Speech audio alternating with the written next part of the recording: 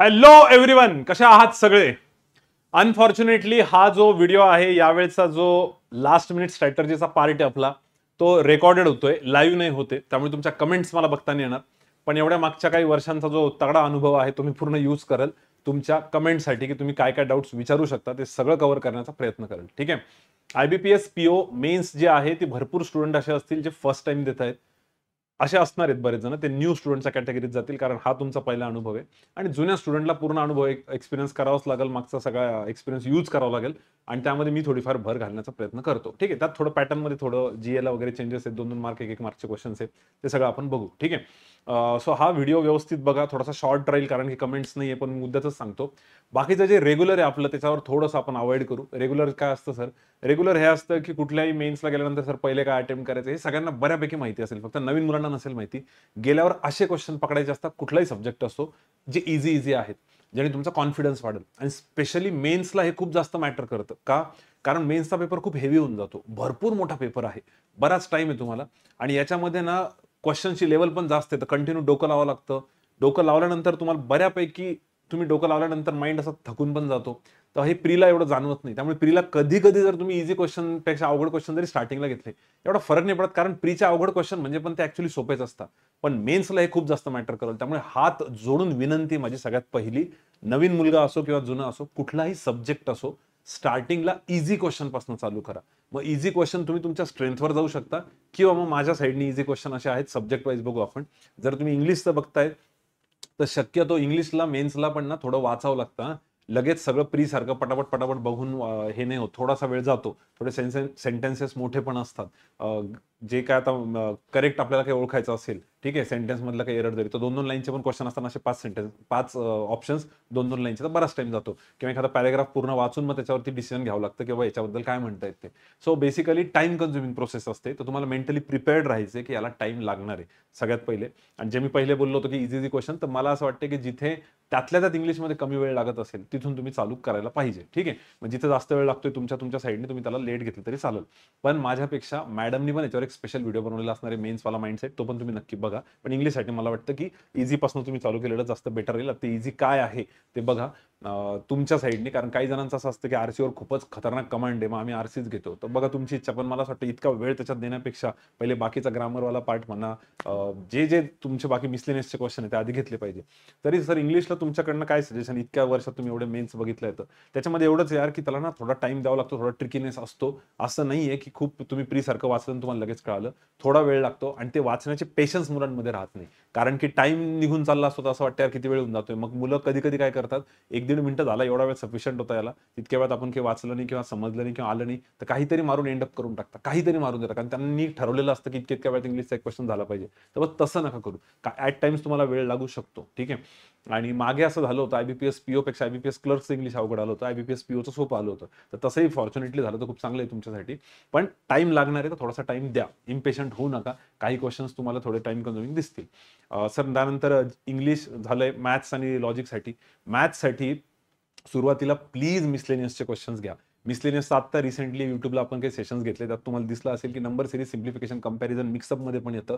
पण याच्यामध्ये थोडंसं वेगळ्या पद्धतीने विचारण्याचा ट्राय करतात ते, आणि याला टाइम लागतो. सगळ्यात महत्त्वाचं टाइम द्यावा लागणार आहे. बऱ्याच मुलांचं असं होऊन जातं की सर मी हा क्वेश्चन केला 1.5, 2.5, 3 मिनिटापर्यंत, मग मला असं वाटलं की जमत नाही, आणि तो येणारच असतो शेवटी, पण तेवढ्यात मुलं सोडून देतात. तर ती गोष्ट करू नका. मेन्सला टाइम लागतो आणि मेन्सला क्वेश्चन बघितल्यावर इमिडिएट नाही समजत की काय करायचंय. प्रीला जसं समजतं, तर याला थोडा वेळ द्यावा लागतो. म्हणजे क्वेश्चन थोडासा पुढे गेल्यानंतर मग पिक्चर क्लिअर होतं की ओके असं असं आहे. स्टार्टिंगपासून कधी कधी लक्षात येत नाही, पण तुम्ही फक्त एक प्रोसेस फॉलो करा. जे जे आपल्याला माहिती की हा याच्यानंतर हे ऑपरेशन असतं, तर फक्त एक एक स्टेप केल्यानंतर पुढे ते रिव्हील होत जातं.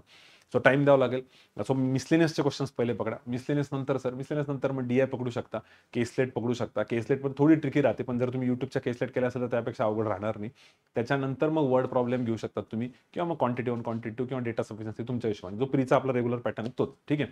पण सिक्वेन्स असा ठेवा की पहिले इझी क्वेश्चन. आता इझी क्वेश्चन जरी मी म्हटलं तर या इझी क्वेश्चनला टाइम लागतो, टाइम द्यावा लागेल. मी परत तेच रिपीट करतोय, टाइम द्या. तिथे तुमचे पेशन्स टेस्ट होणार आहे. आणि त्याला ड्रॅग करा एका क्वेश्चनला. जर तुम्हाला कॉन्फिडन्स आला की समजलंय, तर त्याला एंड पर्यंत घेऊन जा. जसं क्रिकेटच्या भाषेत म्हणता, एकदा सेट झालं की मग लंबी इनिंग खेळा, पूर्ण मॅच फिनिश करून या. तसं तुम्ही त्याला मध्ये सोडू नका, सोडून दिलं तर गडबड होऊन जाईल. ठीक आहे सर. मॅथ्समध्ये सर अजून आम्ही असं बघितलंय की ते 1 मार्क 2 मार्कचे पण क्वेश्चन असतात.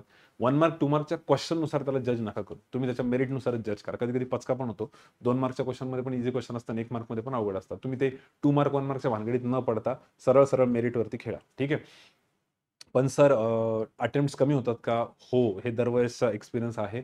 सिंगल डिजिट पण कधी-कधी अटेम्प्ट होऊ शकतात. 7, 8, 9 अटेम्प्ट पण कधी-कधी खूप चांगले असतात. मी तुम्हाला म्हणत नाही की काय आकडे डोक्यात ठेवा, पण हा मुद्दा माइंडसेट आहे फक्त की टाईम लागला तर लागू द्या. आणि तुम्ही बऱ्यापैकी तुम्हाला पण जजमेंट येऊन जातं काही वेळानंतर की पेपर किती लेंदी नोटवर आहे का कसा आहे. तुम्ही हे नका विचार करू की मला येत नाही. हा विचार करा की हा किती जणांना येत नसणार आहे. ठीक आहे. भरपूर न्यू कमर्स पण असतात पेपरला. सर एलआरचं पण सेम तसंच की सुरुवातीला चुकून पण पझल घेऊ नका. मिसलेनियसचे क्वेश्चन घ्या. मग मिसलेनियसमध्ये coded inequality, coded directions, coded blood relation तसे कोडेड असतं. पण त्यामध्ये थोडंसं अजून लेंदी विचारतील. तर थोडासा टाइम जातो त्याच्यामध्ये, पण जाऊ द्यायचा. पण तिथून तुम्हाला मार्क्स येऊ शकता. इनपुट आउटपुट करायचं का? मी इनपुट आउटपुटचा बऱ्यापैकी फॅन आहे, तर मी नक्कीच सजेस्ट करेल की करायला पाहिजे. नाही काही तर ॲटलीस्ट थोडा वेळ डोकं लावून त्याचे 1-2 स्टेप जरी आला तर 1-2 मार्क्स त्याचे पण भेटून जातात. आणि खूप अवघड नसतात. मागच्या काही वर्षांमध्ये तुम्ही बघितलं असेल तर तेच प्लस मायनस ठरलेले पॅटर्न्स आहे इनपुट आउटपुटचे पण. पण इनपुट आउटपुटला मी म्हणाल की सगळं लिहून करायचं, वेळ द्यायचा त्याला. पण जर कधी 4-5 क्वेश्चन आले तर डायरेक्ट 8-10 मार्क भेटून जातात. ठीक आहे. पण याच्याबद्दल पण यश सरांनी एक व्हिडिओ बनवला असणार आहे रिझनिंगचा. सरांनी मागच्याच पेपर दिला होता नगरला, तर सरांचा काय एक्सपिरियन्स आहे तो पण बघा. मी जळगावला दिला होता. माझा पण एक्सपिरियन्स मी तुम्हाला त्यात शेअर केलेलाच आहे आता, की बाबा इझीपासून चालू करावं लागतं, टाईम लागतो, वेळ द्यायचा, घाई नाही करायची. बाहेर असं काहीच हवा नाही करायची की मला एवढा एवढा अटेम्प्ट माझा दोन्हीमध्ये झाला पाहिजे वगैरे. काही प्री डिटरमाइंड नका करू, जस्ट मेरिटवरती खेळा, पण टाईम देऊन करायचे. सो क्वांट आणि रिझनिंगला सेम सिच्युएशन आहे की पहिले इझी पकडा. जसं मॅथ्सला तुम्ही DI नंतर पकडतात थोडंसं बेसिक नंतर मिसलिनियस नंतर, तसं इकडे पझल्स थोडंसं लेट पकडायचं. पहिले मिसलिनियसचा पार्ट करून घ्यायचा. ठीक आहे. सर त्यानंतर जीएमध्ये पण यावेळेस त्यांनी स्टंट मारले. 15 क्वेश्चन्स 2 मार्कला आहेत आणि बाकी 1-1 मार्क्सचे पण क्वेश्चन आहेत. सर त्याला पण मी तेच सजेस्ट करेल की तुम्ही त्याच्या मार्क्सवरती नका जाऊ. तुम्ही त्याच्या कंटेंटवरती जा की प्रॉपर तुम्हाला काही समजलं का त्यांनी काय म्हटलेलं आहे. आणि जीएसाठी एक रिक्वेस्ट आहे, मेन्ससाठी तरी स्पेशली रिक्वेस्ट आहे की क्वेश्चन खूप केअरफुली वाचा. बरेच मुलं जीएमध्ये क्वेश्चनची सुरुवात वाचता, ऑप्शन्स बघताना देता मारून. त्यांना कुठेतरी रिझेंबल होतं की अशा टाईपचा क्वेश्चन, अशा टाईपचे ऑप्शन्स आपण बघितले त्यावेळेस हे आन्सर होतं. पण क्वेश्चनच्या एंडला कधी-कधी घुमवलेलं असतं. जे आन्सर पाहिजे असतं ते ऑलरेडी क्वेश्चनमध्ये दिलेलं असतं. तर एंडला घुमवतात. आणि थोडे पेशन्स यासाठी पण ठेवावे लागतील की मेन्सला पण तुम्हाला हे दिसेल की जीएचे ऑप्शन्स जे आहेत त्याच्यात वेळ लागेल बराचसा. म्हणजे ते 3 कंडिशन देतील, त्या 3 कंडिशनपैकी एनी टू ह्या 2 टाईम लागतो तिथे पण कधी-कधी. तर ते थोडंसं मेंटली प्रिपेअर्ड पाहिजे. नाश्ता-बिस्ता चांगला मजबूत करावा लागेल, कारण सकाळी 8ची माझी शिफ्ट आहे. तुमची पण मोस्टली तीच असेल किंवा दुपारची आहे की नाही मला माहीत नाही. पण नाश्ता खूप जोरदार करावा लागेल, कारण 8ची रिपोर्टिंग आहे म्हटल्यावर पेपर 9 किंवा 9:30ला चालू होतो. 9 जरी पकडला आपण तर तिथून एवढा मोठा पेपर आणि त्यानंतर डिस्क्रिप्टिव्हसाठी मॅमचे व्हिडिओज तुम्ही डेफिनेटली बघितले असेल, नसेल बघितलं टेलिग्रामला चेक करा, तिथे परत टाकलं असणार आहे. तर डिस्क्रिप्टिव्हचं फक्त एवढंच आहे की डिस्क्रिप्टिव्हमध्ये एकदम स्टार्टिंगला पॅनिक नका होऊ. जसं नवीन मुलं आहेत, फर्स्ट टाइम देत आहेत, डिस्क्रिप्टिव्हमध्ये एकदम जसं डिस्क्रिप्टिव्ह स्टार्ट झालं, शेवटचा सेक्शन संपल्यावर, लेट्स से मॅथ्स असेल, तर पुढच्याच सेकंदाला सगळेजण टाईप करायला चालू होतात. बरेचसे जुने पोरं असतात, ते लेटर वगैरे पाठ करून आले असतात किंवा आता त्या पॅटर्ननुसार समजा जे काही त्यांनी लिहिलेलं असतं, तर त्यांचं ते कीबोर्डची टायपिंग बघून बाकीचे लगेच चालू होऊन जातात. तर मला असं वाटतं तसं न करता थोडंसं थांबायचं तिथे 1 मिनिटं. पहिले नीट टॉपिक वाचायचा काय, त्याच्याबद्दलचे थोडे रफ पॉईंट्स लिहून घ्यायचे, काही शब्द लिहून घ्यायचे आणि मग एकदा टाईप करायला चालू करा. मग टाईप करता बाकीचं सुचत राहतं. पण एकदम स्टार्टिंगला नका करू, कारण आपल्याला वेच नसतो माहिती की कुठून कुठे काय करायचं. तर थोडंसं 1 मिनिटं घेऊन रफ पॉईंट्स लिहून घ्यायचं. जसं एखादा कुठे कोणाला स्पीच द्यायचं असेल, तर बऱ्याच वेळेस बघा स्पीच देताना काही जण पॉईंट्स लिहिलेले असतात. खूप डिटेल नसतं ते, पण 4-5 पॉईंट्स असतात. मग त्या पॉईंट्सला ते इलॅबोरेट करतात. तसे तुम्ही पॉईंट्स लिहून घ्यायचे पहिले. असं मला वाटतं. बाकी मॅमनी खूप छान सांगितलेलं असणार व्हिडिओमध्ये, तेवढं डेफिनेटली बघा. तर मी हे रफ बऱ्यापैकी सगळ्याचं सांगितलं. सर ओव्हरऑल तुमचं सजेशन काय राहील समअप करताना? ओव्हरऑल माझं सजेशन आहे की खूप जास्त पेशन्स ठेवावं लागणार आहे. मेन्सचा पेपर आहे. SBI PO आणि IBPS PO one of the toughest exams आहेत बँक एक्झाम्समधल्या. तर SBI PO आणि IBPS PO दाखवून देतो तुम्हाला की बऱ्यापैकी स्लो करून टाकतं ते आणि खूप खूप पेशन्स टेस्ट होतं. म्हणजे बऱ्याच वेळेस मुलांना मध्येच पेपर चालू असताना सोडून द्यायची इच्छा होती की जाऊ दे आता माझं काही होणार नाही, मी चाललो, किंवा मला नाही करायचं, बसून देतात, सोडून देतात. नंतर रिअलाइज होतं की अरे 1-2 मार्कनी कट ऑफ राहिला, 1-2 मार्कनी असं झालं. तर हे नंतर रिग्रेट नको व्हायला. त्यामुळे बिलकुल कुठेच गिव्ह अपवाला पार्ट कुठेच नका ठेवू. शेवटपर्यंत फाईट करा. सर जर समजा म्हणजे 5च अटेम्प्ट झाले मॅथ्सचे आणि 10च मिनिटं बाकी, तरी पण गिव्ह अप नका करू. ठीक आहे. बऱ्याच वेळेस तर मेन्सला असं पण झालेलं आहे IBPS PO, SBI PO ला, की पहिले 10-10 मिनिटं एकही अटेम्प्ट नसतो पोरांचा. 10 मिनिटं झाले मॅथ्सचा एकही अटेम्प्ट नाही. काय करू ह्या चक्करमध्ये गडबड होते. तर याच्यामध्ये अजून पुढच्या काही ॲडवाईस तुमच्या, हे तर पेशन्सवालं तुमचं कळालं. दुसरं, पेपर मॅथ्स आणि लॉजिकचा स्टार्ट करताना जर पॉसिबल झालं तर अख्खा पेपरही तुम्ही स्टार्टिंगला बघून घेतला तरी चालेल. पण याची प्रॅक्टिस तुम्ही थोडीशी आधी करायला पाहिजे. म्हणजे एखादी मॉक चालू करून डायरेक्ट 1 क्वेश्चन पासनं तुम्ही 30 क्वेश्चन्स पर्यंत नेऊ शकता मॅथ्सच्या आणि पूर्ण चेक करू शकता की कोणकोणत्या टाईपचे क्वेश्चन आहेत. एक नुसती नजर जरी फिरवली, फक्त नेक्स्ट करायचं, 7 नेक्स्ट वरती क्लिक करत राहायचं फक्त, जेणेकरून तुमची नजर जाते, तुम्हाला कळतं की 2 DI विचारलेले, 1 केस स्टडी विचारलेले, बेसिक आहे 7-8 मार्क्सचं, मग तुम्ही तिथून चालू करू शकता.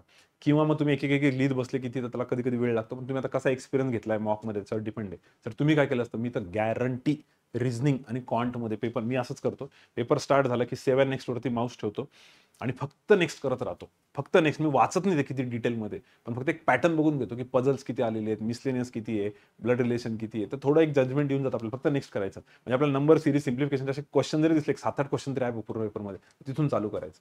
तर हे थोडंसं एक अंदाज येऊन जातो की काय आहे पुढे आपल्याला, रादर एक एक क्वेश्चन जाण्यापेक्षा. पण ह्याचा पहिले एक्सपेरिमेंट करून बघा तुम्ही, एखादी मॉक आत्ता चालू करून बघा नंतर झोपताना, आणि ट्राय करून बघा की किती वेळ लागतो. नाहीतर ते सगळं बघत बसणार 5-6 मिनिटं नको जायला. ठीक आहे, ते हार्डली 2 मिनिटाच्या आतून जातं. फक्त नेक्स्ट नेक्स्ट नेक्स्ट नेक्स्ट करायचं आहे, पण बऱ्यापैकी पिक्चर क्लिअर राहतो. आणि दुसरी गोष्ट मी जे बोललो की 10-10 मिनिटं पण एखादा अटेम्प्ट नसतो कधी कधी, त्यालाही लक्षात ठेवा.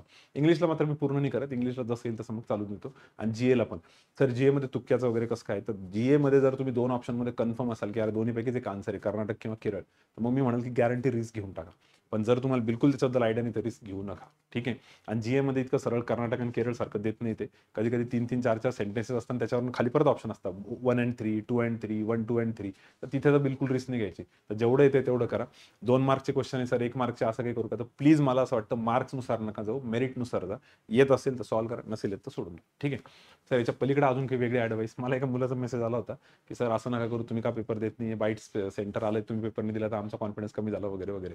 बऱ्याच जणांचं ते सेंटर आलंय, ज्याचा फीडबॅक खूप खराब आहे, बऱ्याच मुलांना गडबड होते, असं सगळं हे ऐकलेलं आहे आपण. पण तुम्हाला फॅक्ट पण सांगतो, एकदमच तिथं सेंटर लागलं म्हणजे सिलेक्शनच होत नाही असं काहीच नाहीये. त्याच्यानंतर थोडासा त्रास होतो, म्हणजे एक क्वेश्चन पासून दुसऱ्या क्वेश्चनवर जायला थोडा टाइम जातो. तर युजली आपल्याला त्याची सवय नसते, आपण त्याला यूज टू नसतो, तर मग आपल्याला थोडी चिडचिड होऊन जाते, यार इतका वेळ का बरं चाललाय आपला. तर माझं त्यावर सजेशन एवढंच आहे की पेपर चालू होण्या अगोदर थोडंफार माऊस चेक करता आलं तर बघा, त्यांना विचारा. पण मोस्टली तिथे असा इश्यू असतो, तर तुम्ही कूल आणि काम राहण्याचाच प्रयत्न करा. ही पण तुमची एक टेस्टच आहे, कारण ह्या कॉम्पिटेटिव्ह एक्झाममध्ये हे पण तुमचे पेशन्स टेस्ट होतं, जे की तुम्हाला बँक एक्झाम्समध्ये किंवा पुढे गव्हर्नमेंट जॉबला पण युजफुल राहतात. तर बिलकुल चिडचिड करायची नाही, होईल तेवढं शांत राहायचं. आणि जर समजा सर ते बफर व्हायला खूपच टाइम लागतो आमच्या सेंटरवरती, एक क्वेश्चनवरनं दुसऱ्या क्वेश्चनला, कुठलंही सेंटर असेल ना, कधी कधी आयन डिजिटलला पण असं होतं, एखाद्या PC मध्ये प्रॉब्लेम असतो, तर जास्त पॅनिक न होता समजून घ्यायचं, आपला पेपर 45 मिनिटाचा नाही आहे, सेक्शन 40 मिनिटाचा आहे, आपल्याला 5 मिनिटं कमी आहे. आणि तरी पण तुमचे काय 2 क्वेश्चन कमी होतील, पण जेवढे होते तेवढे परफेक्ट झाले पाहिजे. ठीक आहे. मग सर सेंटर खराब आहे म्हणूनच तुम्ही पेपरला येत नाही का, असं बिलकुल नाहीये. मी मागे पण विकली टॉकमध्ये पण रिव्ह्यू केलं. बरेच जण जे ऑनलाईन ऑफलाईन बॅचचे स्टुडंट्स आहेत त्यांना गोपीचंदची मी स्टोरी सांगितलेली होती. ती स्टोरी मला दिव्यांकनी सांगितली होती, माझ्या रूममेटनी. मी तुम्हाला त्याचं बऱ्यापैकी इंट्रोडक्शन दिलेलं आहे, ज्यांनी पण बॅचेस केले आपल्या त्यांना माहिती असेल. तो दिव्यांग आउट ऑफ इंडिया चालला आता, तो परत येईल आणि डाऊट आहे, तो तिकडे सेटल होतोय. तसं म्हणणं की शेवटचं जाताना भेटायचं, आणि सगळ्या जणांनी हीच डेट नेमकी डिसाईड केली, 11 आणि 12. त्याच्यामुळे unfortunately me out of station राहील पेपरला. मला पण द्यायची खूप इच्छा होती, कारण या वर्षातला हा चांगला पेपर होता. पण ती गोष्ट अशी होती की त्यामुळे इंडियात असून भेटी होत नाही आपल्या, बाहेर गेल्यावर कसं होईल, तर त्यामुळे तुम्ही करा. आणि एक्झामचं नाव वगैरे सांगणं मला थोडं मुश्किल होतं त्यांना, किंवा पेपर आहे मी येत नाही असं म्हटलं तर फार शिव्या बसल्या असत्या. त्यामुळे अनफॉर्च्युनेटली मी नाही राहणार इथे, पण रिव्ह्यू मात्र सोमवारी तुम्हाला व्यवस्थित डिटेलमध्ये विकली टॉकमध्ये देऊन टाकाल, बऱ्याच स्टुडंटशी डिस्कस केल्यानंतर. ठीक आहे. परत एकदा रिपीट करतो, सेंटर खराब आहे म्हणून मी पेपरला जात नाही, हे जस्ट आम्ही एक एक फन म्हणून तसं बोललो होतो. पण त्याच्यामुळे मुलं जर टेन्शन घेत असतील किंवा काळजी करत असतील की यार, तर तसं बिलकुल नाहीये. मी परत परत सांगतो, त्या सेंटरवरनं पण मुलांचे पेपर निघालेले, सिलेक्शन पण झालेले आहेत. फक्त हां, थोडा डिसएडव्हांटेज राहील एवढं मी मान्य करतो. जसं क्रिकेटमध्ये टॉस पडल्यानंतर आपण जर टॉस हारलो, तर मे बी थोडा डिसएडव्हांटेज राहतो, समोरच्याला ॲडव्हांटेज राहतो, काय करायचं पहिले. तसं आपण टॉस हारलेलो आहे आधी समजून घ्या. पण ठीक आहे, तिथून पण आपण चांगला परफॉर्मन्स केला तरी जिंकू शकतो ना. क्रिकेटमध्ये असं आहे का, जो टॉस जिंकला तो मॅच जिंकला, असं नाही होत ना. सेम सेम तशीच सिच्युएशन इकडे असणार आहे. तो थोडा ॲडेड ॲडव्हांटेज आहे. जसं ग्रामीण बँकेच्या पेपरला कधी कधी ॲग्रिकल्चरच्या मुलांना थोडा ॲडव्हांटेज असतो, किंवा ग्रामीण बँकेतले तर थोडंसं प्लस पॉईंट राहतो. पण दॅट डझंट मीन की इंजिनियर्सचं सिलेक्शन होत नाही. भरपूर इंजिनियरचं सिलेक्शन होतं. महाराष्ट्रात जे 3 टॉपर आले होते 2017ला, महाराष्ट्रातले पहिले 3 आपल्या क्लासचे होते, त्यातले 2 जण तर इंजिनियरच होते. आणि पहिलाच होता तो पण नॉन ॲग्रिकल्चर होता, तिन्ही नॉन ॲग्रिकल्चर होते. असं काही नाहीये. त्यामुळे प्रत्येक या गोष्टींना एक्सेप्शन असतं, तर तुम्ही फक्त स्वतःच्या ॲबिलिटीवरती बॅक करा, त्या हिशोबाने जा. सर अजून 1-2 ॲडवाईस, 1-2 जे महत्त्वाचे ॲडवाईस आहे. आपला एक स्टुडंट होता कुणाल जाधव म्हणून, तो नेहमी त्याची मी ॲडवाईस नेहमी लास्ट मिनिट स्ट्रॅटेजी देतो, स्पेशली मेन्सला. त्यांनी भरपूर रिझल्ट्स काढले, आणि हे असे पंट आहेत, कुणाल झाला किंवा कुणाल सारखे जेवढे पण रथी महारथी ज्यांचे 8-8, 9-9, 10-10 रिझल्ट्स आहे, त्या सगळ्यांचं असं म्हणणं की सर कोणता पण मेन्सचा पेपर असेल, कुठे ना कुठेतरी गाडी अडकते. किंवा आता IBPS पण SBI PO सारख्या स्पेशली यांना तर गाडी अडकतेच. तर मुलांना हे नका वाटू दे की तुमची गाडी अडकली म्हणजे तुम्ही कॉम्पिटिशनच्या बाहेर गेले. कधी कधी क्वांट रिझनिंगमध्ये एखाद्या वेळेस डायरेक्ट 5-5, 7-7, 8-8 मिनिटं वेस्ट होऊन जातात. एखादं पझल बसलंच नाही, एखादा DI समजलाच नाही, एखादी केस सेट बसलीच नाही, 7-8 मिनिटं गेल्यानंतर माझं लॉजिकच नाही लागलं, असं होऊ शकतं बरं का. तर त्यांचं म्हणणं होतं की आम्ही जेव्हा मेन्स देत होतो ॲक्च्युअल पेपर, तेव्हा आमचे 7-7, 8-8 मिनिटं एखाद्या क्वेश्चनला जायचे. पूर्ण पेपरमध्ये 7 मिनिटं वाया गेले. तर आम्हाला असं वाटायचं आता आपला पेपर नाही निघत. आणि नंतर कळायचं की आम्ही मेन्सच्या पेपरला पण चांगली लीड घेतलेली आहे. इंटरव्ह्यूला जस्ट पास झालो तरी सिलेक्शन होतं, इथपर्यंतचे मार्क्स यायचे. म्हणजे त्यांचं म्हणणं आहे की मेन्सला सगळ्या मुलांची कुठे ना कुठे गाडी अडकणार आहे. इधर LR मध्ये अडकल, मॅथ्समध्ये अडकल, थोडं इकडे-तिकडे. तर तुम्ही गिव्ह अप नका मारू. प्री सारखं नाहीये. प्रीला आपला एक एक सेकंद इम्पॉर्टंट राहतो. प्रीला शक्यतो आपण कुठे अडकत नाही. आपण लगेच स्किप करतो. इथं कळत नाही बघितल्यानंतर. त्याला टाईम लागेल म्हणून मी आधीपासून तेच बोलतोय. तुम्ही त्याचं टेन्शन घेऊ नका. जरी तुमचा थोडाफार टाईम वाया गेला तर इट्स ओके. असं होतं. जसं फायनल मॅच आहे. फायनल मॅचला शक्यतो सगळेजण एकदम स्मूथ नाही खेळत. पूर्ण पहिल्या मिनिटापासून शेवटच्या मिनिटापर्यंत फायनल मॅचमध्ये आपलीच टीम जिंकते असं वाटत नाही. फायनल मॅचमध्ये पण थोडं अपडाऊन चालतं. कारण फायनल आहे. समोरची टीम पण स्ट्रॉंग असते. तसं इथे पण असं मेन्सचा फील येईलच की सगळं स्मूथ नाही होणार. मध्ये एखाद्या वेळेस तुम्हाला असं थोडीशी गडबड होईल तर तिथं गिव्ह अप नका मारू. हे सगळ्यात मेन ॲडवाइस आहे. तर हे नक्की लक्षात ठेवा. आणि याच्यानंतर सर बाकी आपलं रेग्युलर जे आहे एनर्जी लेव्हल तुमची खूप कॉन्स्टंट पाहिजे. जेवण-बिवण चांगलं झालेलं पाहिजे. नाश्ता हेवी करून जा.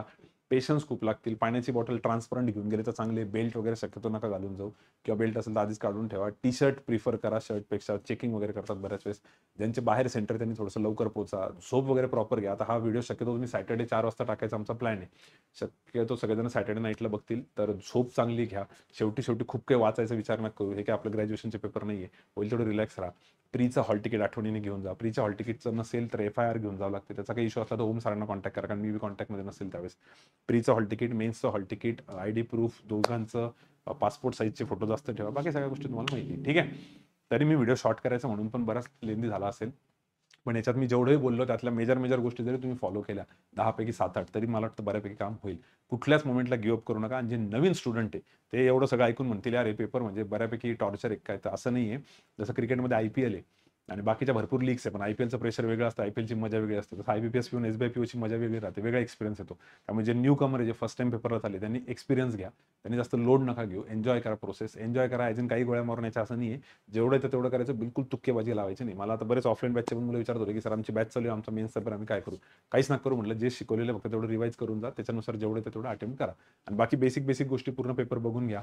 लेटरमध्ये काय असतं, डिस्क्रिप्टिव्हमध्ये तुम्हाला एसेमध्ये काय दिसतंय, काय नाही, ह्या सगळ्या गोष्टी तुम्ही बघू शकता. ठीक आहे. डिस्क्रिप्टिव्हचा सध्याचा एक्झॅक्ट पॅटर्न काय आहे त्याच्यावर मी नाही बोललो कारण त्याचा मॅडमचा व्हिडिओ असेल. या सरांनी रिझनिंगसाठी स्पेशल टाकलेला असेल. इंग्लिशचा मॅडमचा माइंडसेटवाला पण असेल. तेवढा तुम्ही सेपरेट साईडला बघितला तर चालेल. मी तरी पण सरांना रिक्वेस्ट करतो की सगळे व्हिडिओज जे आहेत याची लिंक बनवून टेलिग्रामला सॅटर्डे 4 वाजता सगळे एकामागे एक टाकून द्या. ठीक आहे. चलो ऑल द व्हेरी बेस्ट. तुमचा जो काय अटेम्प्ट असेल तुम्हाला नक्की टेक्स्ट करून ठेवा. मी मंडेला येईल संभाजीनगरला. त्यावेळेस तुमच्याशी कम्युनिकेट करेल काही मुलांसोबत, त्यांच्याकडनं रिव्ह्यू घेईल आणि मंडेला आपण वीकली टॉकमध्ये सगळं डिस्कस करू. ठीक आहे. तर मला खूप वाईट वाटतं की माझ्याकडनं पेपर मिस होतोय. मला खरंच द्यायची इच्छा होती पण काही कारणास्तव दिला नाही. नाही तर मी मागच्या इतक्या वर्षांमध्ये खूप पेपर दिले, कधीच सोडत नाही कारण मोठी अपॉर्च्युनिटी होती. त्यामुळे तुम्ही त्याला अदरवाईज घेऊ नका. आणि ज्यांचंही सेंटर माझं सेंटर होतं, माझ्या आजूबाजूला ज्यांचे नंबर होते त्यांनी पण घाबरू नका. होईल तेवढं पॉझिटिव्ह. मला खूप मेसेजेस आले होते सर पेपर द्या म्हणून. जस्ट बिकॉज सेंटर खराब आहे म्हणून तुम्ही देत नाही का, तर असं बिलकुल नाही आहे. ठीक आहे. आणि हां, मी हे पण बोललो होतो TCSच्या सरांना, तर ते म्हटलं होतं की सर कसं होतंय म्हणे ते कन्फर्म आम्ही काय करतो म्हणे सेंटरवरती 2-3 दिवस आधी जाऊन पण सगळ्या सिस्टीम चेक करतो. पण जोपर्यंत आपण टेस्ट लॉन्च करत नाही, सगळेजण त्याच्यावरती स्टार्ट होत नाही, तोपर्यंत ते प्रॉब्लेम दिसत नाही म्हणे. आम्ही आधी पण सगळ्या PCs वगैरे चेक करतो म्हणे. त्यावेळेस सगळं ओकेच दिसतं म्हणे. त्यामुळे हे टेस्ट करणं खूप मुश्किल आहे. मी त्यांना बोललो की माऊसचा प्रॉब्लेम वगैरे. त्यामुळे सर आधी सगळ्या सिस्टीम चेक केल्यानंतर त्यात प्रॉब्लेम येत नाही. पण जेव्हा ॲट अ टाईम सगळं सर्व्हरवर लोड येतो, सगळ्या टेस्ट चालू होतात, लॉन्च होतात, लाईव्ह होतात तेवढ्या टाईममध्ये, तेव्हा ते सगळे प्रॉब्लेम रेज होतात म्हणे. तर मुलांना तुम्ही एवढं सांगू शकता की होईल तेवढं आम्ही सपोर्ट करू. आम्ही पण त्या सेंटरला बोलून ठेवू म्हणे. ते पण मला बोलले. सपोर्ट करू, पेशन्स ठेवा वगैरे. पण आता ते मला हे पण बोलले पेपर झाला असताना जस्ट हात वर करा, आम्ही त्यांना चेंज करून देऊ. म्हटलं सर कोणी हात वर नाही करणार कारण पोरांना टाईम नसतो तेवढा. तर आता त्यांना त्या गोष्टी नाही समजणार आपल्या. पण मला असं वाटतं तुम्हाला हीच ॲडवाइस आहे की तुम्ही पेशन्स ठेवा, होईल तेवढे. मी पण तिथे MBA CETचा एक पेपर दिला होता 2015ला. तर आहे थोडासा प्रॉब्लेम तिथे. बट पेशन्स खूप ठेवावं लागतील, शांततेत जावं लागेल. आणि बफर जर होत असेल तर मग हळूहळू नेक्स्ट स्टार्ट टू एंड तुम्ही गेले तरी चालतं. ठीक आहे. चलो ऑल द व्हेरी बेस्ट. आणि मला नक्की अटेम्प्ट नंतर तुम्ही मेसेज करून ठेवा. ठीक आहे. चलो विल स्टॉप हिअर. थँक्यू. कोणाचे कमेंट्स वाचायला इथं नाव नाही आहे पण मला माहिती की सगळ्यांनी छान लाईक बिक केलं असेल, शेअर केलं असेल. आणि शांततेत पेपर द्या. मी जेवढ्या गोष्टी सांगितल्या प्लीज फॉलो करा. मी खूप पूर्ण एक्सपिरियन्स वापरून त्याबद्दल बोललोय. ठीक आहे. चलो will stop here. Thank you. Bye good day.